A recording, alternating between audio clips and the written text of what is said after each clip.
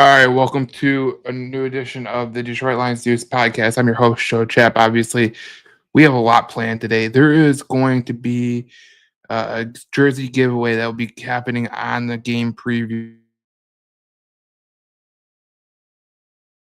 We will put the post up today so you can get it all there. Now, as we talk about the Detroit Lions, there's a lot to talk about when we talk about this season. Obviously, when you come from last season, you talk about losing to the Commanders in the divisional round. You talk about losing the amount of players you lost. 18 players were on IR. So you weren't, in my opinion, you weren't expected to be a team that was going to challenge for a Super Bowl at that point, because when you have 18 players on IR, a majority of them on the defensive side of the ball, you're not going to be a fully invested team. You just aren't. It would take a miracle or a Madden where you create a player to do that. So when I hear people say last year was a total, you know, failure, I laugh at it because there's no way you can say that it was a failure of a season. It was just a season full of injuries. And the reality of the situation is this: you got to understand two things. One, last year is last year, and I don't really think that you could have the amount of injuries that you had last year. I mean, you think about 18 players on IR, and not all of them were mainstay players, but you're talking about Aiden Hutchinson, you're talking about Ali McNeil, you're talking about Carlton Davis, you're talking about Derek Barnes, Malcolm Rodriguez, you're talking about, guys like that. Too many, too many injuries that you had. And you were asking the offense to be perfect, which when you ask an offense to be perfect, I'll tell you what, that will never happen, because you've seen that Detroit Lions were having literally a perfect offense going down the pike, and they just couldn't do it because of what it was. So as we look at this year's season, we got to look back at last year's season, because when you look at last year's season, this was what the Detroit Lions ranked in EPA per play. Offense, they ranked 0.171, which is second in the NFL. Defense ranked negative 2.0026. That's 10th in the NFL. The bottom line is the Lions had a really good team in conjunction, because they had a dominant offense paired with a very good defense. And I know a lot of people get skewed about what happened last year on defense, but it goes back to the same thing I said at the beginning of the podcast. When you don't have when you don't have the players, it doesn't really matter. It truly does not matter. This is about winning, and this is about being great. And I think that they're doing a good job, and I think they'll be pretty good going forward. But I'm just posting in these groups, but that is what it is. So you know, obviously there's a lot to talk about with this Detroit Lions team this year when we talk about the Detroit Lions, because there's a lot of prop bets out there that I want to get us involved in. I think there's some that I'm really interested in going towards. So these are prop bets from FanDuel. We're gonna go over team odds so you can get a conjunction of where the consensus is. Now, when we look at the prop bets, they're plus 1100 to win a Super Bowl. That's second best in NFC. They're second best in NFC to win the NFC. They are second best in the NFC to get the number one seed. That's plus 750. At plus 185 to win the NFC North, but that is behind the Packers, who are plus 165. So you look at that and you go, okay, why is it that the Detroit Lions are plus 165 to 185 to win the NFC North, but they're plus 750 to be the number one seed in the NFC? Because it's not the Packers in front of them. It's not the Packers in front of them. It is the Eagles. The Eagles are the number one team in front of the Lions in the prop bet. So the way I look at it, and this is a very, very interesting kind of, when you bet, you kind of figure out things. What's happening right there is they're voting. The people that are putting the money down, they're betting on the Packers because of such and such. Michael Parsons comes in there, but they're not betting them to win the NFC, because they're hedging their bets. That's the main thing that you got to get out of it. The Lions, them losing the NFC North would knock them down. So what they're doing is they're saying we're going to hedge our bets. So they might have money on the lines of an NFC, but they're saying, okay, if they do lose the NFC, I'll win with the Green Bay Packers. So that's kind of why you see that discrepancy in the betting, because they're minus 170 to make the playoffs. To miss the playoffs is plus 138. There's teams that are more, a better money for the bang for the buck, but the Lions are one of the most betted teams to miss the playoffs because, again, people are hedging their bets. That is the most important thing. When you hear about people spending the money, right? They're not spending the money to say that the Lions are missing the playoffs. They're probably just hedging their bets. That's probably what they're doing because they're going, okay, realistically, the Lions got new coordinators. Okay. Realistically, they got Hutch who's coming off a major injury. They got guys that are coming off major injury. That's what the reality of the situation is. So when you think about where the betting market is, it's because they're hedging their bets. It really is about the hedging the bets because it doesn't make any sense if you're betting them to win the NFC behind the Eagles, but you're not betting them to win the NFC North. So again, it's just hedging your bets. That's exactly what it is. As we go down, Goff is plus 3,500 to win the MVP. Hutchinson is plus 750 to win the Defensive Player of the Year. Gibbs is plus 1,300 to win Player of the Year. Tesla is plus 7,500 to win Offensive Rookie of the Year. And Tyreek Williams is plus 7,500. And I'll tell you what, if there's a value bet that you could really look at, Gibbs winning plus 1,300, I think could be a valuable bet. Hutchinson winning Defensive Player of the Year at 750. That might be a valuable bet because he is one of the most bet people on ESPN bet. So these were all taken from FanDuel, but this is what's happening. A lot of people are voting, betting Hutchinson to win.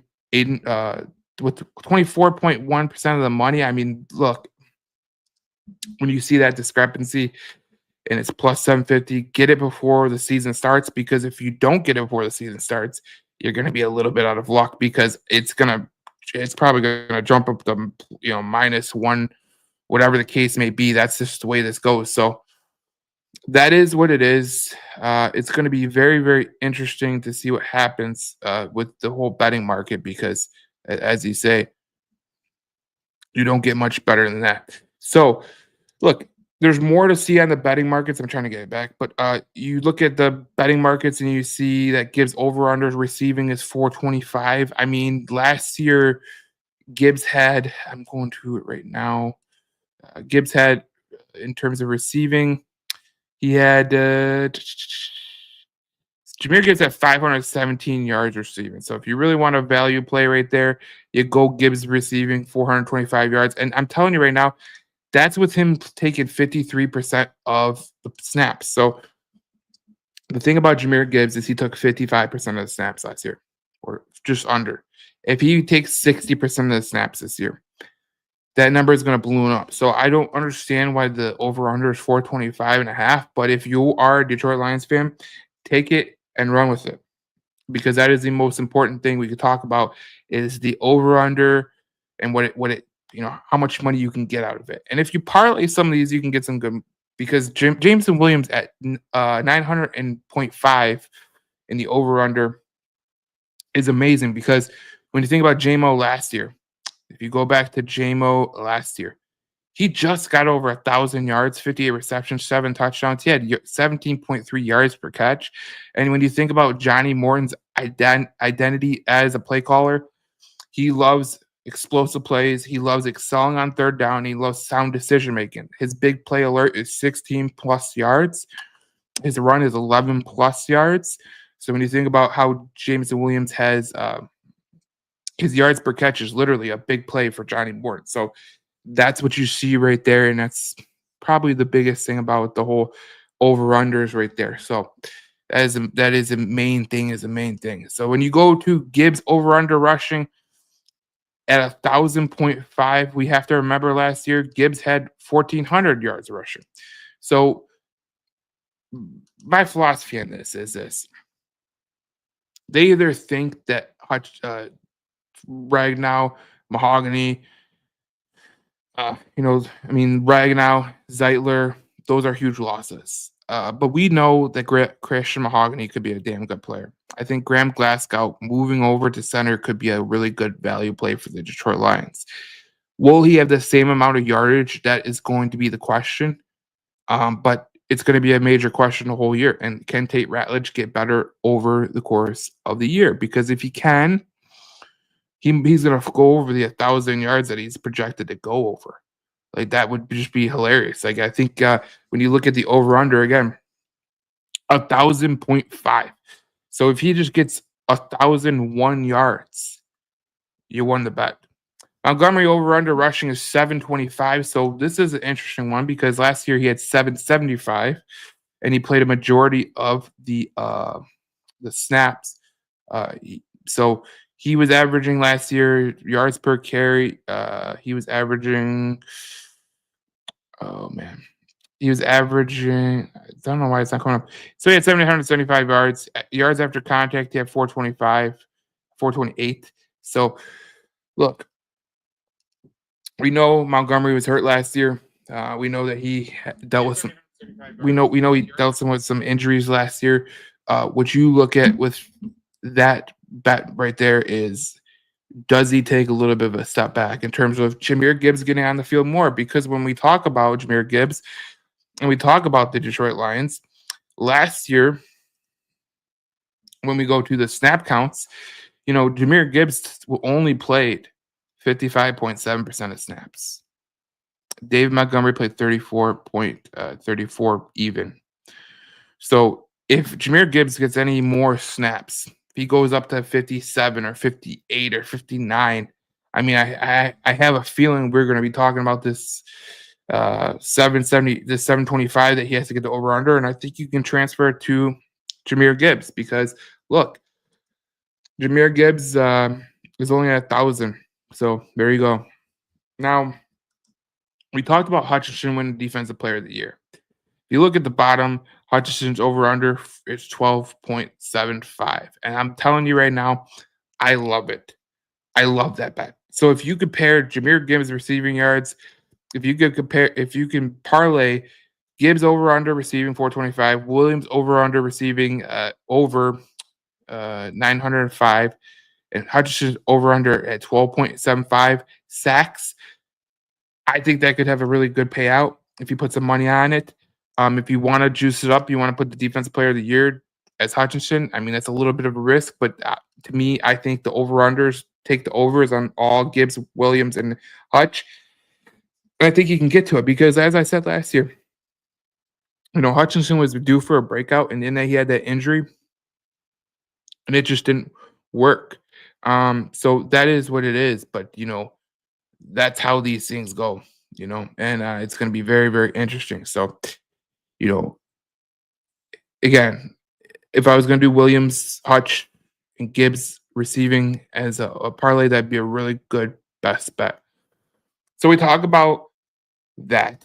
We talk about the betting markets. Let's look at the teams that Detroit's going to have to face. Because when you talk about the teams that Detroit's going to have to face and we go to it, they go to Green Bay at the first game, that's going to be a tough game. Mike Parsons is going to be a tough game. Always going to be tough on the road. These first 4 road games are huge in terms of where you want to go this season.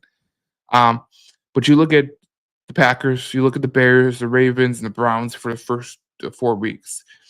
The Ravens game is going to be really, really tough. The Packers game is going to be really, really tough.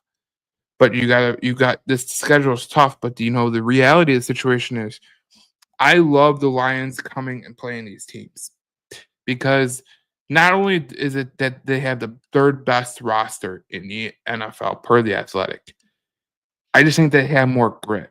And I know it's an overused term in terms of the Detroit Lions, and it's behind my back and with the 3-on-3 grit thing. But I think that the way the Detroit Lions are built, they're built to go play these tough teams. And I think last year games came too easy. And unfortunately, they had injuries that came hard. And by the time they got to the end of the schedule and they played the Vikings, which they did a good job playing them, but they just ran out of steam. And that's the way things go sometimes. So a schedule will help Detroit in a multitude of ways. It will help them get better. because iron sharpens iron. We talk about it with Hutchinson going against Sewell in practice.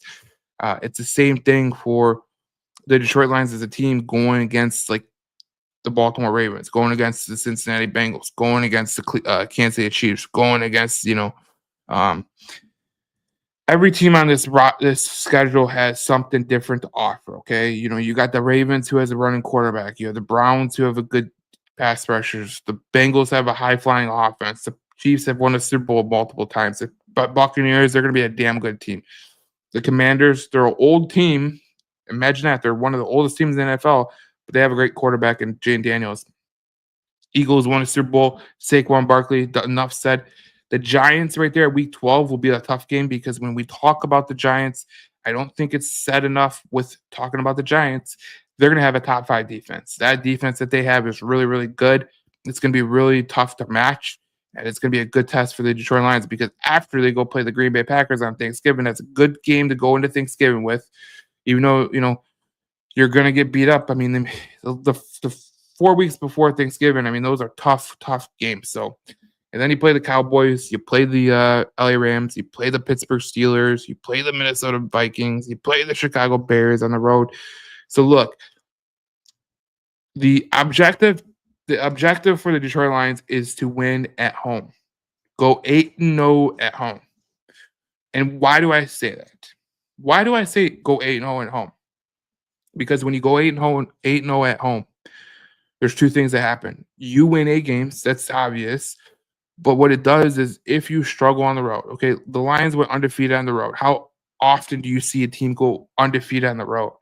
Not very much. It's so hard to go on the road and win football games, especially with the teams that you're playing. I mean, like, you got to go to Baltimore, you got to go to KC, you got to go to Cincinnati, you got to go to LA, you got to go to Minnesota, you got to go to Philly, you got to go to Washington.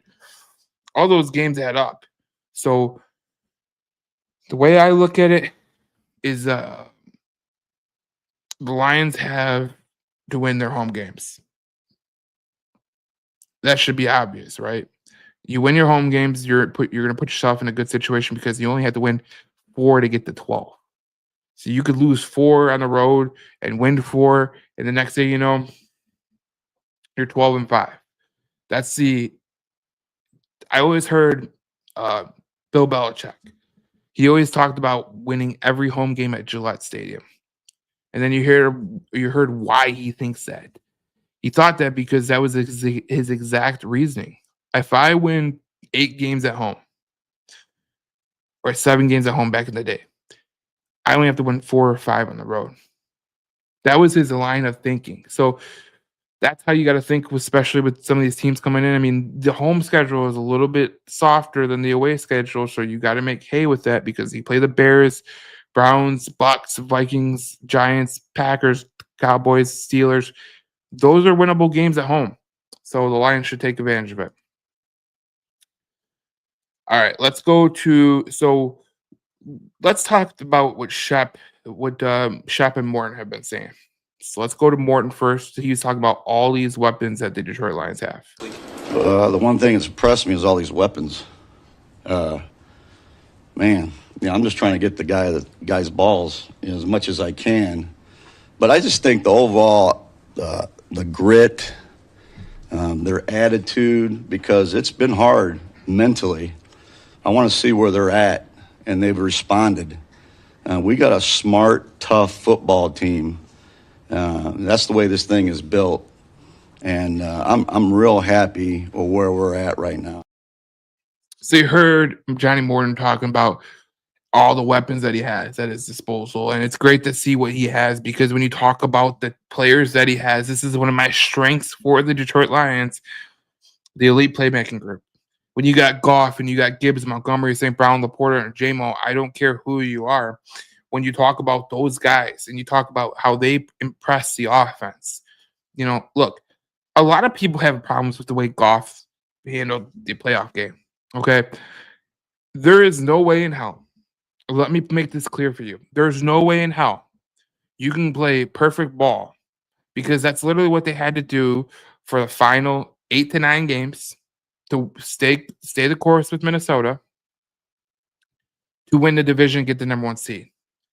It's impossible. What you saw last year from the Detroit Lions, let's just go through it last year. Okay, let's just go through it last year. Last year, they had, since we'll talk about week 6, right?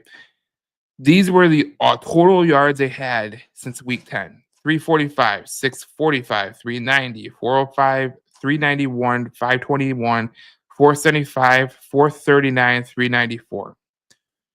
In the Commanders game, they had 521. They scored 31 points. They had 5 turnovers. That's what did it. They didn't have many turnovers for a majority of those games, but the reality of the situation is this: when you try to play perfect ball all the time, you're going to get caught up. Just start.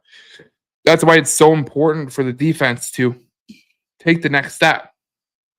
Like, we talk about the Detroit Lions defense, that's on them. But with the offense, like, this elite playmaking group is elite. When you talk about the guys that they have on this team, you talk about JMO, you talk about Gibbs, you talk about Montgomery.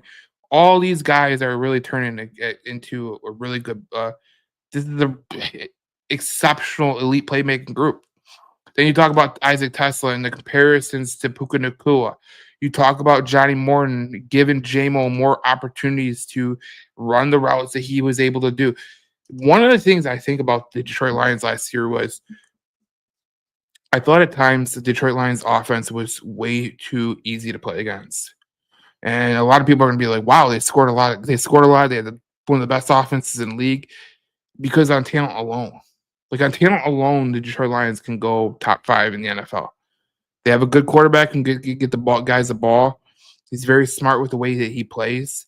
And that's how you do things in the NFL. But when we talk about Ben Johnson, like, look, I had issues with Ben Johnson. We go back to the Green Bay Packer game. This guy runs a halfback delay on 3rd down, which is one of the dumbest things I've ever heard in my entire life. But that's the way, that's the way Ben Johnson did things. So it is what it is. But when you talk about like all the things that Detroit has going for them, like, I think the major things that are going for them is the elite playmaking group that they have on the offensive side. They have a defense that has an elite secondary. That's what I think is a strength of the Detroit Lions secondary. Talk about Branch and Joseph, Reed, Arnold, Robinson. I could say this all day long until I'm blue in the face, but the reality of the situation is I love the secondary. I love the secondary. I think Terrion Arnold is due for a breakout year. I think getting DJ Reed is a total upgrade over Carlton Davis, because Carlton Davis, let's be honest, the guy was a great player. He just couldn't stay healthy at all. That was just the way it was. So when you talk about a guy like DJ Reed coming over, when you talk about a guy like Amik Robertson, who's going to be in the slot, you could put him in the slot, you could put Branch in the slot. There's a lot of things you could use at your disposal. Now, a lot of people are going to be talking about the weaknesses, and we'll get to the weaknesses right now for offense and the defense. But when you look at the weakness of the Detroit Lions, you look at the defense, it's pass rush other than Hutchinson. Who is going to be the outside pass rush? And the defense is Arnold's development. Now, on the offensive side, it's interior offensive line and it's offensive play calm, because we really don't know what's going to be different from Ben Johnson. That is always a question. But I think Johnny Morton's going to do a good job, because if you think about it from this perspective, he was the pass game coordinator for the Denver Broncos. And if you follow the Denver Broncos at any point, they could not take snaps from under center. That was one of the things that was the most surprising thing about the Denver Broncos. Bo Nix couldn't take snaps from under center. So what did he have to do? They had to, create plays in shotgun. They had to do this. They had to do that. That was the most important thing with what the Denver Broncos had to do. They could not take snaps underneath the center because their quarterback was incapable. And sometimes that stretches your playbook thin. If you're working with 147 shotgun pass plays, and you want to go under center 55 or 60 times, well, those 55, 60 times are gone. You take them out of the playbook. So that is the reality. But when I look at the defense, A lot of people are going to have questions about where they're going to go, what they're going to do, and I have a theory on that. So let's go to Shep and see what he has to say. I want to give credit to Dan Campbell and Aaron Glenn because it's exactly what I thought it would be, and I'm humbly saying that. I don't feel overwhelmed. I got asked by somebody close to me yesterday, do you feel any overwhelmed? Do you feel discomfort? I've never felt that, and that's a blessing to be able to say that in my first year, in my first 6 months of doing this, and I credit my staff for that. When you look down the row of my staff, it's everybody from guys that's been around me 20 years and was my roommate in college. That's August Mangin, Caleb Collins, I coach with at LSU, work close with, to guys that's coached me, Dave Correa, Casey Rogers, to guys I've watched while I was playing, Jim O'Neal, Deshae Townsend. So it's not like it's a rookie staff by any means. 2 guys on my staff are former coordinators. These guys, and it's an open floor. It's not, and I told the players the other day in the defensive unit meeting, this isn't my stuff I'm saying. This is our stuff. So I'm not ever going to stand up here and say like I'm some genius guru and I invented football. I allow my staff to have ownership in their respective positions. I allow input from everyone from top to bottom. And if there's a why behind it, it's going in. And these guys know that. So I think that allows them to work harder. The trust is there. There's no looking over your shoulder. I don't have to go in position rooms and wonder what's being said. I know it's one voice. And when you have that level of comfortability within your staff, I'm able to do more of my coordinator stuff versus looking over people's shoulders. So I just want to give a lot of credit to my staff. So when you hear a guy like Shepard talk about things like that, you know, the credit he's giving Dan Campbell, the players, the guys that they have on the team, it makes you think about what Detroit Lions are all about. And, I want to bring this up because this is probably the most important thing here. It's the Detroit Lions roster. And people are always talking about, the defensive line. And I want you to break this down because I'm going to break this down really quick because this is probably the most important thing for the Detroit Lions. You look at on the roster, they got Hutchinson, Davenport, DJ Reed, Tyleik Williams, Roy Lopez, Patrick O'Connor, Elquadim Muhammad, and Mahai Wingo, and Chris Smith. They added 2 players from the defensive line, but here's what I think they're going with right here. So you look at guys like Touch, Davenport, Elquadim Muhammad, right? Those are edge rushers. But if you look at a guy like Mahai Wingo, you look at a guy like Chris Smith, Patrick O'Connor, maybe even a Roy Lopez, they can rush from the outside. What I think the Detroit Lions are trying to do, and I'm going to be totally frank with it, and I don't know if it's going to work, but I think it could work, is when you talk about what they're trying to accomplish with the team that they have. So they know that, whatever happens with Zadarius Smith, if he signs tomorrow, if he signs today, whatever the case may be, they want a versatile unit. For some reason, we don't know. We have not seen Shep's defense. When you look at the roster and the way it breaks down, like I'll bring it up again. Pat O'Connor could play defensive end, and he can also play the defensive tackle position. You got Roy Lopez, who plays primarily defensive tackle. Mahai Wingo at LSU played defensive end and defensive tackle. Chris Smith, he played a lot of defensive end when Hutch got hurt. So he's back and he's going to go over there. So that's what you got. Now, the major thing about this is, okay, they lost Anzarike, gone for the year. He was a critical pass rusher last year. That was one of the most critical pass rushers you had. Aside from Hutchinson, he was one of the best in terms of pass rush grade on Pro Football Focus. So that is a pretty big loss. But the way I look at it like this, I think the Lions defense is going to take some lumps early on. And I think they're going to get better by week 4. And the reason I say that is by week 4, they're going to iron out the kinks. They're going to figure out what works and what doesn't work. And by that time, they're going to have a really good understanding of what works. So, you're going to get Lee McNeil back at some point, probably closer to Thanksgiving. It would be great to have him for that Eagles game. Then you look at getting Rodrigo back. I think one of the major things that you're going to get back is a healthy Derek Barnes. That is the most important thing. Derek Barnes I think he's going to be used as an edge rusher in terms of pass rushing downs. So that'll be very interesting from the Detroit Lions perspective of using Derek Barnes. I think that's what they're kind of hinting at. I think they're going to use a lot of the linebackers that they got. So when you look at the linebackers they got, it's very interesting because these are guys that could potentially rush the passer. Zach Cunningham, Grant Stewart, Trevor Nowaski, who also rushed the passer, Derek Barnes. Um, so it's just very interesting the way that they're going to break this down because look, I have problems with the edge rushers too, right? I think the edge rushers opposite Hutch. Like, can we really say Davenport's going to stay healthy for the whole season? It would be irresponsible for me to you guys to say that, yeah, he can stay healthy the whole season. Is there a potential chance? Absolutely. There's a potential chance. There's a potential chance of everything. Obviously, we saw that last year with the Detroit Lions when they lost 18 players on IR. And that's just the way it goes. So, look, I think that the most important thing is looking at the roster and trying to break it down. And what I see from the Detroit Lions is this. When you look at the linebackers, again, the most important thing here you see is Derek Barnes can rush the passer. Grant Stewart has he's had pass rushing snaps. Zach Cunningham is another guy who could rush the passer. And we see Nowaski rush the passer last year. So in my opinion, this is just my opinion. And I might be wrong about this, but I think that they're going to totally use the linebackers to rush the passer this year. We don't know what defense Shep is running, whether it's a 3-4, whether it's a 4-3, whether it's a 4-3 multiple or 4-2-5, whatever the case may be.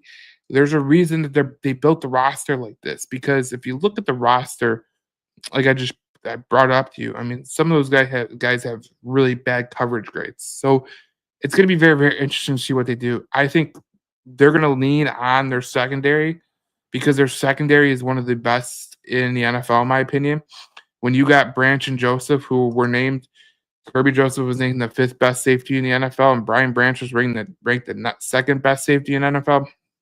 You got a good team. And when you look at the projected secondary, Brian Branch and Kirby Joseph, Meek Robertson at slot corner, Karen Arnold at corner, and DJ Reed. And look, it's all going to be huge on the development of Terrion Arnold. We all know that. But Terrion Arnold could be the player that we think he could be. It could be very, very beneficial. But when you look at the offense, and the defense, I think there's a lot that has a lot of questions, especially on the offensive side of the ball. When we look at the offensive side of the ball, one of my weaknesses was offensive play calling. How many times are they going to put Jahmyr Gibbs and Montgomery on the field at the same time? I think that would be very, very interesting. I think it would give them a broad dynamic. How many times is Isaac Tesla going to get a chance to come on the field? What are we going to do with J-Mo in terms of his route development? Because we've heard that his route development has really matured. That's what you heard. So when you think about all of that, you think about what they've been able to do in terms of the route development from J-Mo, putting Montgomery and Gibbs on the field at the same time. It really boils down to two things. It boils down to the interior of the offensive line. Because if Tate Ratledge could be useful, if he could be just what Ragnow was in his first rookie year, right? That could be good. But where the reality of the situation is, you're going to take a step back in terms of your offensive line because a guy like Graham Glasgow is not Frank Ragnow. It just is what it is. You're going to take a step back. How big of a step back is the key thing. But I do love Glasgow at the center position. I'll tell you why. When you talk about Glasgow going to center, one of the most important things about being the quarterback of in the NFL is having a veteran center. And I think Morton and Dan Campbell and Hank Fraley have probably gone back and forth on this. But do you start a rookie center? You could. We've seen it with Creed Humphrey. We've seen it with a couple centers in the NFL. But we have to remember, back in the day, Frank Ragnow started at guard. Because they had a center on the roster named Dominic Raiola. Now, Dominic Raiola and Graham Glasgow may be in the same realm of their career where they're kind of on the fritz. But when you talk about the guys that they have right now, when you talk about Graham and you talk about Chris Mahogany, what he could bring, this could be a very, very helpful year for the Detroit Lions. And I'd say this with all certainty because when you think about what Hutch has been able, when you think about what the Lions have been able to do, is they keep a guy like Graham Glasgow. One of the most important things about being a center is knowing the protections. And it would be impossible to tell Mr. Ratledge to go to Green Bay, to go to Baltimore, to go to Cincinnati, and to go to Kansas City and say, you got to have the protections ready on a road environment that you've never, ever seen. Now, I always tell people, like, people were crying about Arch Manning, right? He played his first road game. It's always tough as a freshman or making your first start on the road. Like, it's not easy. So the fact that they're telling Ratledge, okay, you can play guard this year. We're gonna get you to know the protections. By the time we get to next year, you're gonna know all of it. And I think that's the most important thing about this Detroit Lions team is the coaching the coaching philosophy and creating the best opportunity for their players is huge because, look, you could put Ratledge right there and he can make mistakes, and that mistake could end up in your quarterback getting hurt.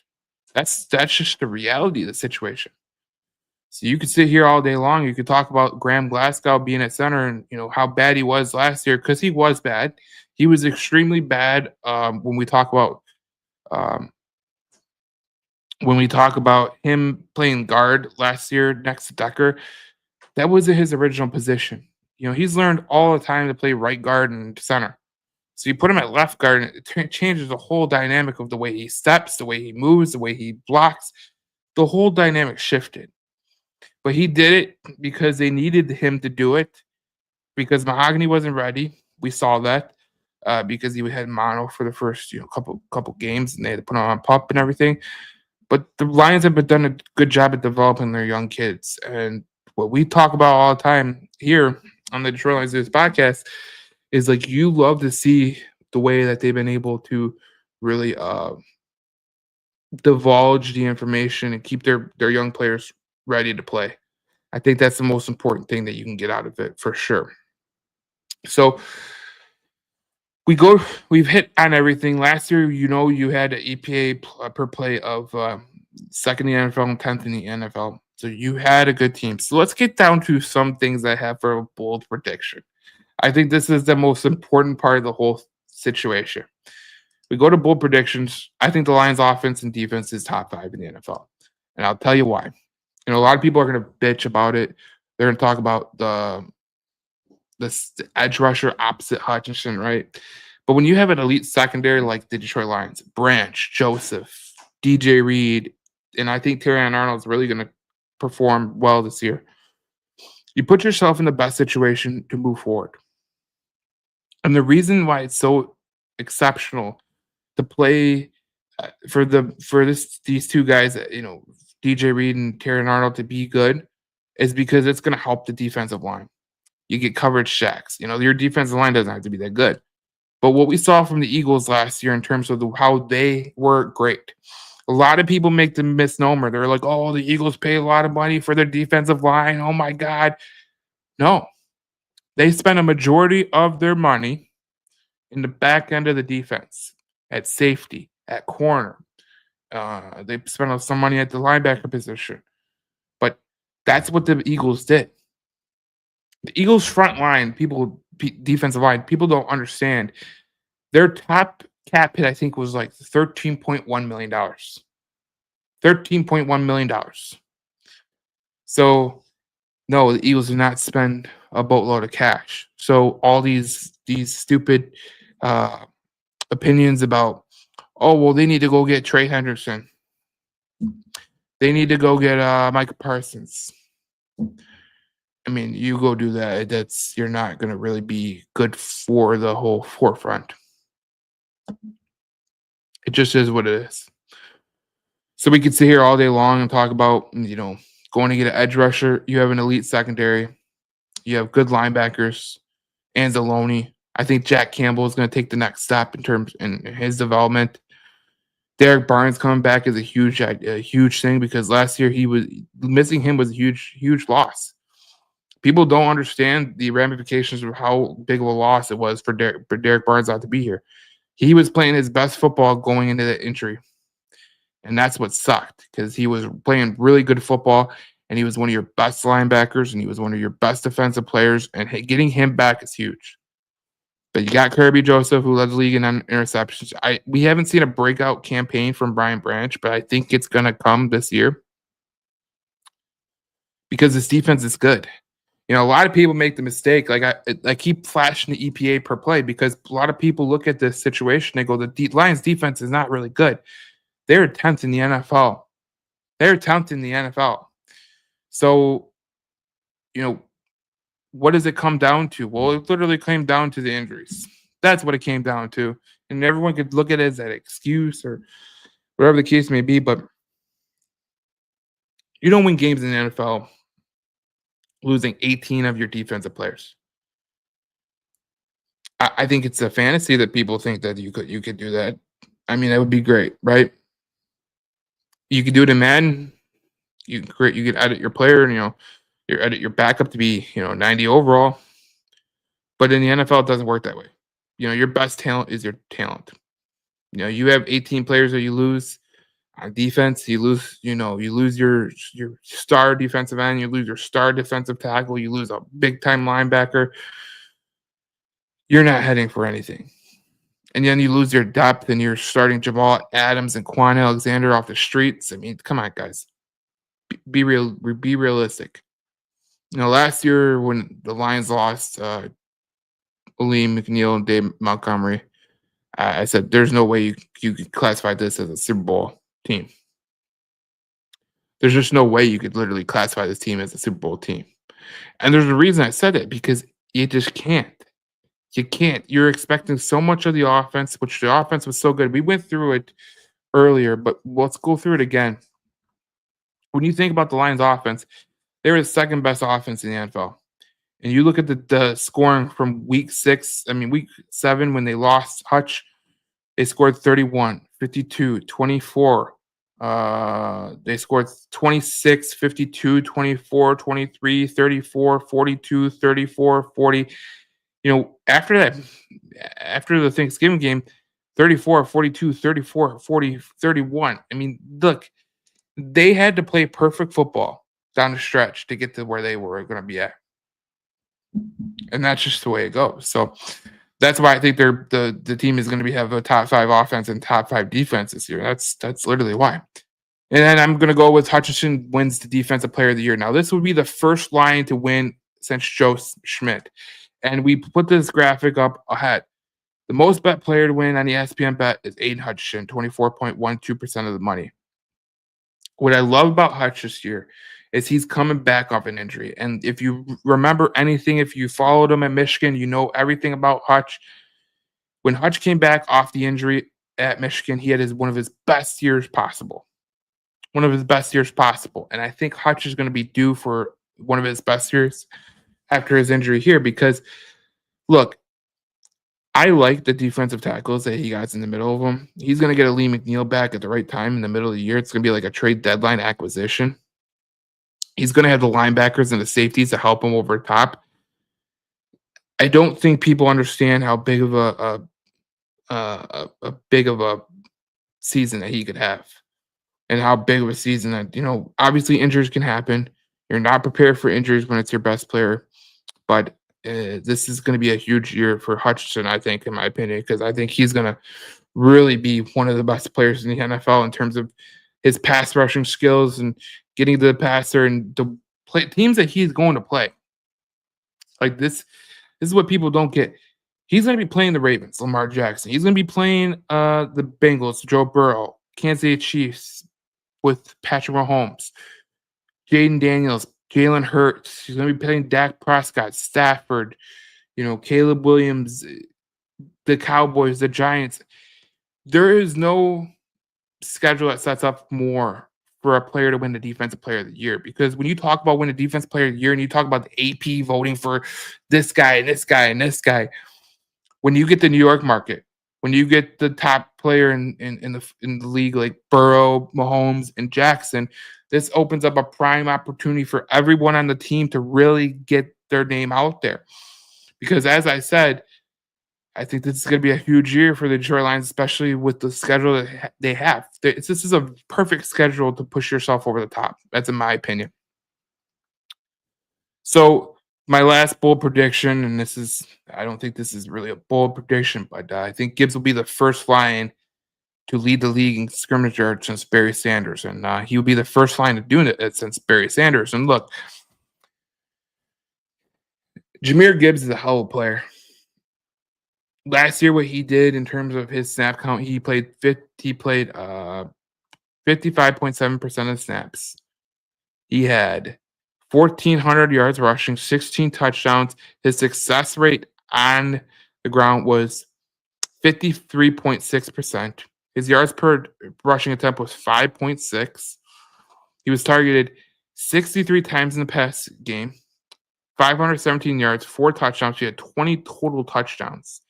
His catch percentage was 82.9, and yards per target was 8.2. And his yards from scrimmage last year was not 1,900. So I think it's well and within reason for Jahmyr Gibbs to break that. Well within reason. So that will be very, very great there. So those are my bold predictions. So that is what it is. All right, let's go to the schedule. Obviously, I did this before. I did this when the schedule came out, but now I'm more certain. These are the QBs that you're going to go against: Patrick Mahomes, Lamar Jackson, Joe Burrow, Jaden Daniels, Baker Mayfield, Dak Prescott, and Jalen Hurts. Pretty good stretch right there. And people ask, why the hell did we draft a defensive tackle like Tyreek Williams? Well, you're going against Saquon Barkley. You're going against Kyren Williams. You're going against Josh Jacobs. You're going against Derrick Henry. You're going against some of the best running backs in this league. And when you look at Saquon Barkley, league MVP, going to be a tough draw, man. Tough draw. Kyren Williams, pass run game, he's phenomenal. Josh Jacobs, he's in our own division. He's always going to be a pain in the ass. Derrick Henry is Derrick Henry for what it is. And that leads me to my next, slide, is that when you look at the schedule breakdown, the toughest game is obviously the Baltimore game. Teams do not go into Baltimore and win. It just doesn't happen. When you look at Baltimore, what I say about Baltimore all the time is, so you got to remember this one stat. Lamar Jackson against NFC teams has only 2 losses to his name out of 23 tries. He demolishes NFC teams. No matter who comes in, whatever the case may be, they come in at the Baltimore, or he goes to the NFC, plays the NFC, and he usually wins those games. So Lamar Jackson is a total cog in the wheel. But it's going to be a good thing for Detroit because they're going to get a good glimpse of what Jalen Hurts can do and what Jaden Daniels can do, and Jordan Love and Joe Burrow and guys like that. Like, Lamar Jackson is the best quarterback as an athlete that you can go against, and no one else is really going to top him. No one else is really going to top him. So that's what you got to learn there. I think the trap game for the Detroit Lions is the New York Giants, and I tell you this right now. I said earlier, I think the Giants team, in terms of their defense, is going to be a top 5 defense. Who knows where their quarterback's going to be? I think Malik Neighbors is obviously their biggest weapon on offense, but who knows what their quarterback situation is going to roll out to. We might see Jackson Dart by then, and he might be really good.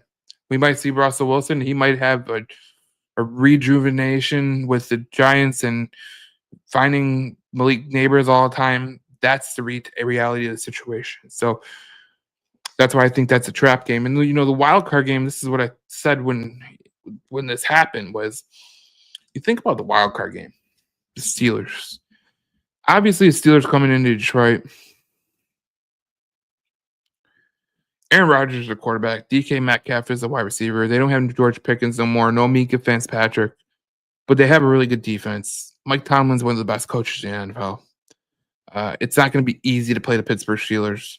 Even as bad as Aaron Rodgers has looked at the past couple of years, I venture a guess that the Jets are just a incompetent organization.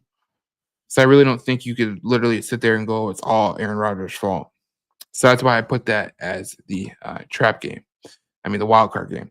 Now, the best QB the Detroit Lions will play will be Patrick Mahomes. It goes without saying, Patrick Mahomes has won so many Super Bowls. He's a winning quarterback. It's going to be tough to play him. Saquon Barkley is going to be the best running back for the Eagles. That'll be late in November. Best wide receivers, obviously, in your division, Justin Jefferson. You're going to go against Jamar Chase, and you look at the schedule. You're going to go against DJ Moore week 2. Week 3, you're going to go against Zay Flowers. Week 5, you're going to go against Chase and Higgins. Week 6, no Rashee Rice, but you're going to have, Travis Kelce and all those guys. Week 7 is going to be Chris Godwin, Mike Evans, and Mika Ibuka. You got week 9, you're going to go against Jordan Addison, Justin Jefferson, and Adam Thielen. Terry McLaurin for the Washington Commanders, and Deebo Samuel. Eagles have A.J. Brown and Devontae Smith. Giants have Malik Neighbors. Green Bay Packers, who knows? Dallas has CeeDee Lamb. LA has Puka Nacua.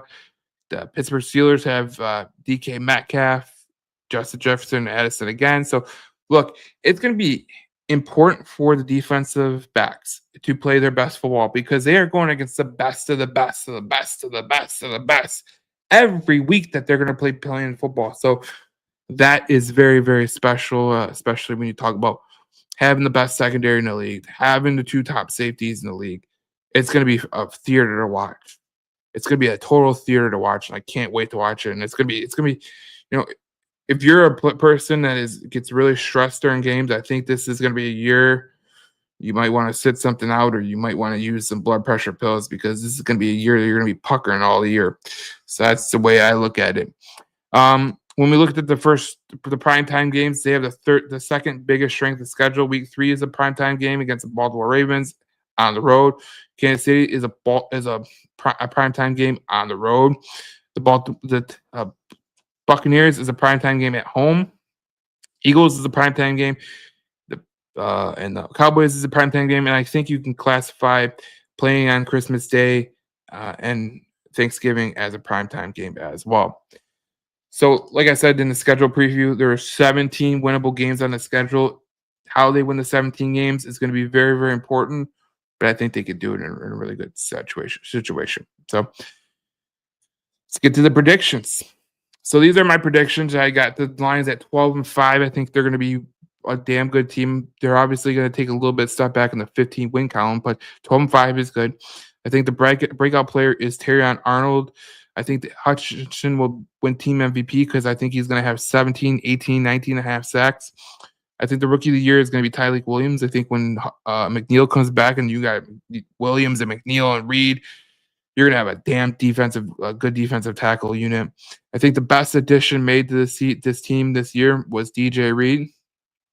The unsung hero is going to be Graham Glasgow. I will say this for the last time. I know we had a horrible year last year, but the reality of the situation is just for him to come in and fill in as a veteran at center, knowing all the play calls, huge thing for the Detroit Lions. So I think that he will be the unsung hero of this team. And when we look at the comeback award, obviously it's going to Hutchinson. So that is what it is. So look, I think when people talk about the Detroit Lions all year, all off season, all I heard was the Detroit Lions were going to have this back to the pack season. What I say to that is, okay, Johnny Morton, he was here the first year. Calvin Shepard's been here as a linebackers coach. So I look at that and I go, okay, these guys have been here. But the one thing you can't replicate and you can't manufacture in New York or Chicago, where Aaron Glenn and Ben Johnson went, is the talent. You can't replicate the talent. So when we talk about the Detroit Lions and we talk about what they're capable of, 12-5 is a really good record. And I think they're going to be a damn good team moving forward. So this is just coming out today. Packers linebacker is dealing with a facet joint sprain in his back, and he has made take an epidural injection prior to Sunday's game, per Adam Schefter. Parsons is hopeful to play in the opener. That's going to be huge to watch, isn't it? It's going to be huge to watch. So his back injury that he had is actually real. Imagine that. But as I said, Hamburger Harvey brings up something really good. I love this is probably one of the best names I've ever heard in my entire life. From YouTube, Hamburger Harvey says TA's got to control his hands. I agree with you 100%.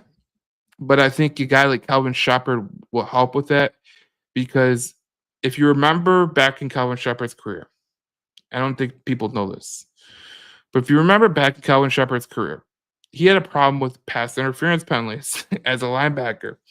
And I think he had 23 pass interference penalties as a linebacker. And his coach at the time, I forget the linebacker coach that told him this, but the linebacker coach at that time says you don't need to take him out. If you're gonna be that handsy, you gotta at least take him to dinner first. And I gotta imagine that Kelvin Shepard's gonna talk to TA about being handsy and trying to work around it. Obviously being a defensive back and a linebacker are totally different things. But when you talk about a guy who's been there, will do that, it'll be very, very interesting.